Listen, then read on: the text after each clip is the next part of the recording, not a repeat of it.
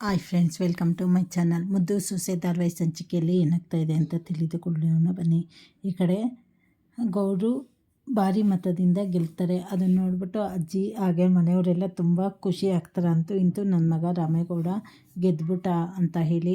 ಈಶ್ವರಿ ನೋಡು ನನ್ನ ಮಗ ಗೆದ್ದುಬಿಟ್ಟ, ಹೋಗಿ ಏನಾದರೂ ಸ್ವೀಟ್ ಮಾಡು ಅಂದಾಗ ಈ ಕಡೆ ಈಶ್ವರಿಗೆ ತುಂಬ ಕೋಪ ಬರುತ್ತೆ.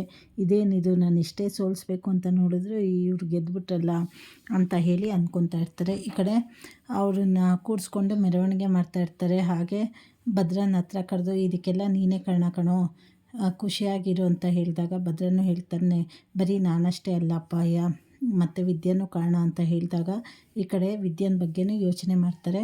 ಈ ಕಡೆ ಅಜ್ಜಿ ತುಂಬ ಖುಷಿ ಆಗಿಬಿಟ್ಟು ಇವಳ ಹತ್ರ ಬಂದು ಎಲ್ಲರೂ ಹೇಳ್ತಾ ಇದ್ದಾರೆ ನನ್ನ ಮಗ ಗೆಲ್ಲಕ್ಕೆ ನೀನೇ ಕಾರಣ ಅಂತ ಹೇಳಿ.